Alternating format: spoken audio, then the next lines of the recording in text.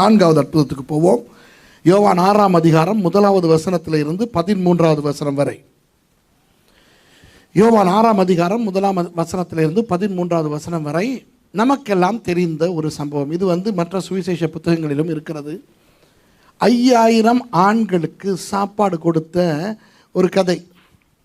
இயேசுவானவர் அற்புத அடையாளங்கள் செய்கிறார். ஆயிரக்கணக்கான ஜனங்கள் அற்புதங்களை பெற்றுக்கொள்கிறார்கள். அதற்கு பிறகு அவர்களுக்கு சாப்பாடு பெற்றுக்கொள்வதற்காக அவர்களை அனுப்பிவிடுங்கள் என்று சீஷர்கள் சொல்லுகிறார்கள். அப்போது இயேசுவானவர் சொல்லுகிறார் சீஷர்களை பார்த்து, அவர்கள் போக வேண்டுவதில்லை, நீங்களே அவர்களுக்கு சாப்பாடு கொடுங்கள் என்று. அப்போ அவர்கள் சொல்லுகிறார்கள், என்ன ஐயரே, இவர்கள் இத்தனை 1000 பேருக்கு சாப்பாடு கொடுக்க எங்களிடத்தில் எங்கே சாப்பாடு இருக்கிறது? ஒரு சின்ன பையன் கையில் 5 அப்பங்களும் 2 மீன்களும் மாத்திரம் இருக்கின்றன. இதை வைத்துக்கொண்டு எத்தனை பேருக்கு சாப்பாடு கொடுப்பது என்று. இயேசு அந்த 5 அப்பங்களையும் 2 மீன்களையும் பெற்றுக்கொண்டு ஜனங்களை எல்லாம் பந்தி இருக்க வைத்து இதை ஆசீர்வதித்து அத்தனை பேருக்கும் சாப்பிட கொடுக்கிறார். எல்லாரும் சாப்பிட்டு திருப்தியாய் சாப்பிட்டார்களாம். 5 அப்பம் 2 மீன்களை கொண்டு கிட்டத்தட்ட 12000 பேர். ஏனென்றால் வேதம் சொல்லுகிறது ஆண்கள் மாத்திரம் 5000 இருந்தார்களாம். அப்போது அவர்களுடைய மனைவிமார் பாதி பேராவது வந்திருப்பார்கள் அல்லவா? எத்தனை பேர் பிள்ளை குட்டிகளோடு வந்திருப்பார்கள்? ஆகவே ஒரு அறிஞர் சொல்லுகிறார், கிட்டத்தட்ட 12000 பேர் இருந்திருக்கிறார்கள் என்று. இருந்துவிட்டு போட்டுமா, குறைந்தது 10,000ஆவது இருந்திருக்க வேண்டும். ஏனென்றால் 5000 ஆண்கள் மாத்திரம், பெண்கள் பிள்ளைகள் இல்லாமல். அத்தனை பேரும் சாப்பிட்டு முடித்த பிறகு மீதியான துணிக்கைகளை 12 கூடை நிறைய நிரப்பினார்களாம். என்ற தெய்வமே, எவ்வளவு சாப்பாடு! வெறும் 5 அப்பம் 2 மீன்களை கொண்டு எவ்வளவு சாப்பாடை ஆண்டவர் கொடுத்தார். அத்தனை 1000 பேரும் சாப்பிட்டு அதற்கு பிறகு அத்தனை கூடைகள் நிறைய மீதமும் எடுக்கின்ற அளவுக்கு. இது என்னத்தை காட்டுகிறது தெரியுமா? இயேசுவானவர் எண்ணிக்கையின் தேவன், master of quantity, God of quantity. முதலாவது என்ன? காட் ஆஃப் குவாலிட்டி, இல்லையா? தரத்தின் தேவன். 2வது காட் ஆஃப் டிஸ்டன்ஸ், தூரத்தின் தேவன். 3வது காட் ஆஃப் டைம், காலத்தின் தேவன். இப்போ 4வது காட் ஆஃப் குவான்டிட்டி, எண்ணிக்கையின் தேவன். அன்பானவர்களே, நம்முடைய வாழ்க்கையில் குறைகள் இருந்தால், பண தேவைகள் இருக்கலாம், பண பற்றாக்குறைகள், அல்லது சில குடும்பங்களில் பிள்ளைகள் இல்லாமல் இருக்கலாம், எண்ணிக்கை குறைவு. சபைகளிலே கூட சில சபைகளிலே போதிய அளவு எண்ணிக்கை குறைவாக இருக்கலாம். உங்களுக்கு இதைவிட எண்ணிக்கை வேண்டுமானால் இருக்கிறார் இயேசு. அவர் எண்ணிக்கையின் தேவன், அவர் நிரப்புவார். தேவைகளை சந்திக்க வல்லவர், குறைகளை நிறைவாக்க வல்லவர் நமது இயேசு. விளங்குதா? மலட்டு கற்பங்களை திறந்து ஆசீர்வதித்தவர் இந்த இயேசு. பழைய ஏற்பாட்டிலும் சரி, புதிய ஏற்பாட்டிலும் சரி, ஏன் இன்றும் சரி, பிள்ளைகள் இல்லாத அநேகருக்கு ஆண்டவராகிய இயேசு அற்புதம் செய்து பிள்ளைகள் கொடுக்கிறதை காணுகிறோம். அதுபோல குறையோடு இருக்கின்றவர்கள், கடன் பிரச்சனையோடு இருப்பவர்களுடைய கடன்களை எல்லாம் அடைத்து ஆண்டவர் நிறைவாய் அள்ளி ஊற்றுகிறதை பார்க்கிறோம். வேதத்திலே மல்கியா புத்தகத்திலே சொல்லி இருக்கிறார், நீங்கள் என்னை சோதித்து பாருங்கள், வானத்தின் பலகனியை திறந்த ஆசீர்வாதங்களை இடம் கொள்ளாமல் போகும் மட்டும் நான் ஊற்றுவேனா இல்லையா என்று. அந்த அளவுக்கு அவர் எண்ணிக்கையின் தேவன். அன்பானவர்களே, ஒரு வேளை நமது வாழ்க்கைகளில் சில நேரம் குறைபாடுகள் இருக்கின்றது என்றால், பணப்பற்றாக்குறை அல்லது ஏதாவது பற்றாக்குறைகள் இருக்கும் என்றால், அதற்கு காரணம் ஆண்டவரது கையாலாகாத தனம் அல்ல. ஒரு வேளை நமக்கு ஏதோ ஒன்றை அவர் கற்றுக் கொடுத்து கொண்டிருக்கிறாரா இருக்கும். ஒருவேளை நாம் அந்த ஆசீர்வாதங்களை பெற்றுக்கொள்கின்ற அந்த தகுதியை இன்னும் அடையவில்லை போலும். சில காரியங்களை கர்த்தர் நமக்கு சொல்லிக் கொடுத்து கொண்டிருக்கிறாரா இருக்கும். ஆனால் அவருக்கு எல்லாம் முடியும். அவர் எண்ணிக்கையின் தேவன். அதிகமாய் கொடுப்பதற்கு அவருக்கு வல்லமையும் உண்டு, வாஞ்சையும் உண்டு. ஆசீர்வாதம். அவர் நமக்கு தந்தை. ஒரு தந்தை தன் பிள்ளையை ஆசீர்வதிக்க விரும்ப மாட்டாரா? ஒரு தந்தைக்கு தன் பிள்ளையை ஆசீர்வதிப்பதற்கு கஞ்சத்தனம் வருமா? ஒரு நல்ல தந்தைக்கு, சாதாரண மனுஷ தந்தைக்கு தன் பிள்ளை என்று வரும்பொழுது கஞ்சத்தனம் வரக்கூடாது. கஞ்சாமுட்டி அப்பா மாதிரி இருக்குது, இல்லைன்னு இல்லை. ஒரு நல்ல அப்பனாக இருந்தால், ஒரு நல்ல அப்பனுக்கு தன் பிள்ளைக்காய் செலவழிப்பதற்கு கஞ்சத்தனம் வராது. ஆனால் மனிதனையும் விட ஆண்டவர் எவ்வளவு நல்லவர். அடுத்தது, ஆண்டவர் எதையாவது கொடுத்தால் அவருக்கு குறை வருமா? அவர் நிறைவின் தேவன். அப்போ அவர் ஆசீர்வதிக்க வல்லமையும் கொண்டவர், வாஞ்சையும் கொண்டவர். அப்படி வல்லமையும் வாஞ்சையும் இருக்கின்ற ஆண்டவர் சிலருக்கு இன்னும் சில ஆசீர்வாதங்களை, சில குறைகளை நிறைவாக்காமல் இருக்கிறார் என்றால் அதற்கு ஏதோ காரணம் இருக்கிறது, அவ்வளவுதான். அவருடைய கையால் ஆகாத தனம் அல்ல, ஏதோ ஒரு காரணம் இருக்கிறது. அந்த காரணத்தை ஆராய்ந்து பார்த்து கண்டுபிடித்து நம்மை சரி செய்து கொண்டால் ஆண்டவருடைய ஆசீர்வாதங்களை நாம் சுதந்திரத்துக் கொள்ளலாம். ஒரு விஷயத்தில் நீங்கள் கவனமாக இருக்க வேண்டும். இந்த விஷயத்தில், இந்த எண்ணிக்கையின் தேவன் என்று சொல்லும் பொழுது நான் ஒரு விஷயத்தை உங்களுக்கு நான் எச்சரிக்கையாக கொடுக்க விரும்புகிறேன். அன்பார்களே, வேதத்திலே கிருபை என்று ஒன்று இருக்கிறது. இன்றைக்கு நாம் கிருபையிலே தான் வாழ்ந்து கொண்டிருக்கிறோம். உண்மையாக கிருபை என்றால் என்ன தெரியுமா? இஸ்ரவேலருக்காக ஒதுக்கப்பட்ட, இஸ்ரவேலர்களுக்காக கொடுக்கப்பட்ட கர்த்தருடைய வார்த்தை புறஜாதியாராகிய நமக்கு கிடைத்திருக்கிறது. நம்முடைய தெய்வங்கள் எல்லாம் யார் என்று நமக்கே தெரியும். அதாவது நமது மூதாதையர்கள் வணங்கின தெய்வங்கள் எல்லாம் கல்லும் மண்ணும் மரமும் மலையும் நீர்வீழ்ச்சியும் ஆறும், இப்படித்தான் அனிமிசம் என்று சொல்வார்கள் நமது மூதாதையர்கள். நாம் உண்மையான தேவனை அறிந்திருக்கவில்லை. நமது மூதாதையர்களும் உண்மையான தேவனை அறிந்திருக்கவில்லை. உண்மையான தேவன் வெளிப்பட்டது இஸ்ரவேலர்களுக்கு.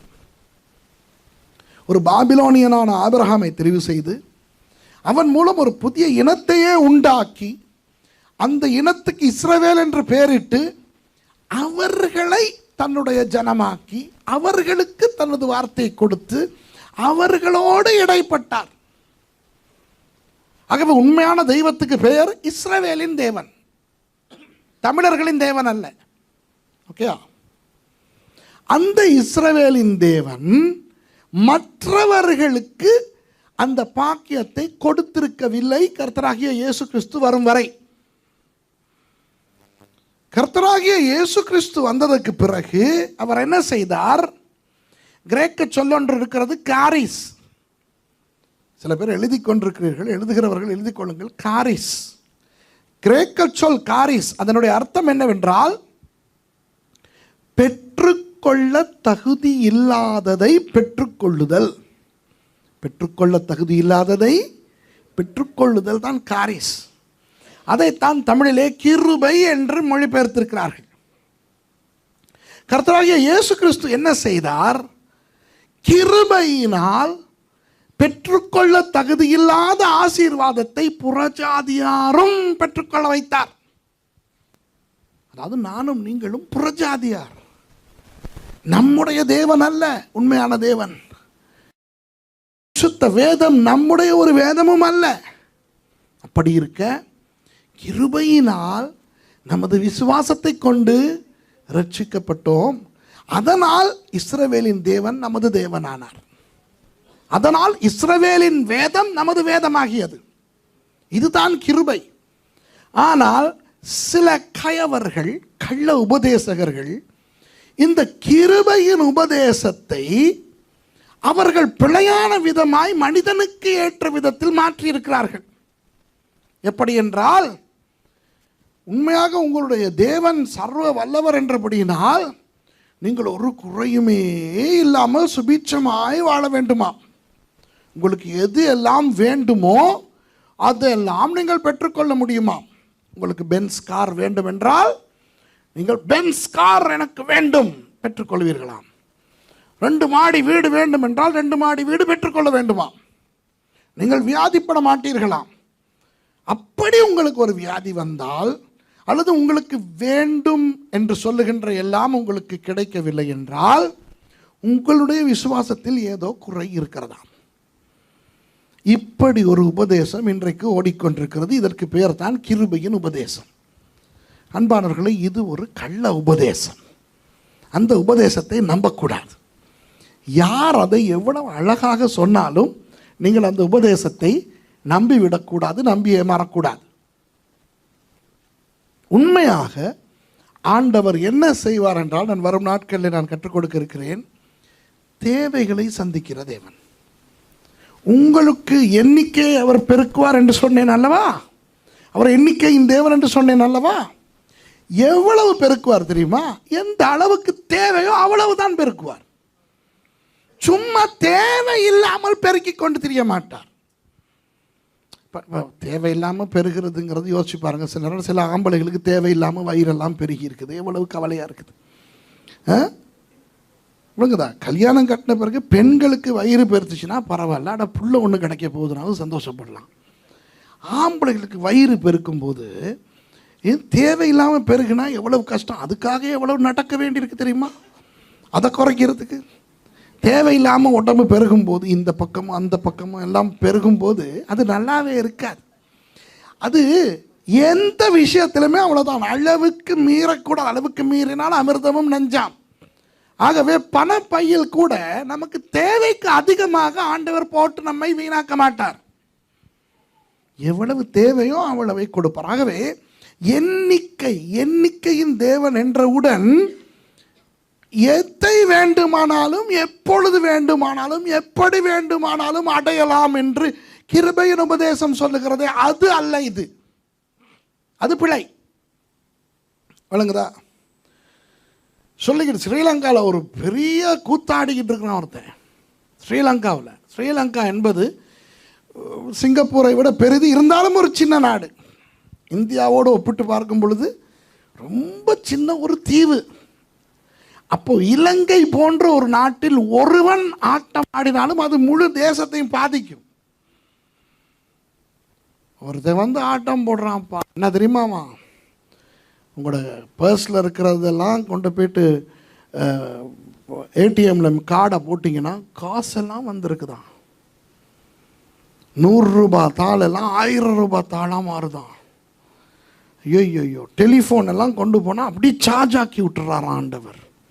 ஆமாம், சார்ஜ் இல்லாத ஃபோன் அப்படி ஒரு நாமத்தில் என்னொன்னு டராசுன்னு சார்ஜ் ஆகிருதான்.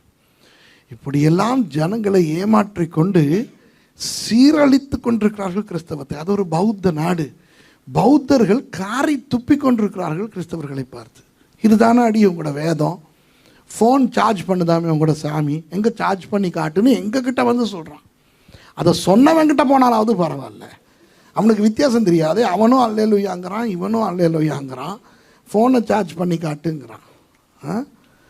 அன்பானவர்களே, இந்த கிருபையின் உபதேசம் என்று இன்றைக்கு ஒரு போலியான ஒரு உபதேசம் ஆண்டவரின் உண்மையான தன்மையை கொச்சைப்படுத்தி இன்றைக்கு பிழையான ஒரு உபதேசத்தை கற்றுக் கொடுத்து கொண்டு வருகிறது. மிகவும் கவனமாயிருங்கள். சிங்கப்பூரிலும் அந்த உபதேசம் பயங்கரமாக இருக்கிறது என்று எனக்கு தெரியும். சரியா? அந்த எண்ணிக்கையின் தேவன் என்று நான் சொன்ன அந்த விஷயத்திலே இதை கவனமாய் நான் உங்களுக்கு ஆணித்தரமாய் சொல்ல விரும்புவது என்னவென்றால், எது எல்லாம் தேவையோ அந்த தேவையை மாத்திரம் ஆண்டவர் சந்திக்க வல்லவராக இருக்கிறார்.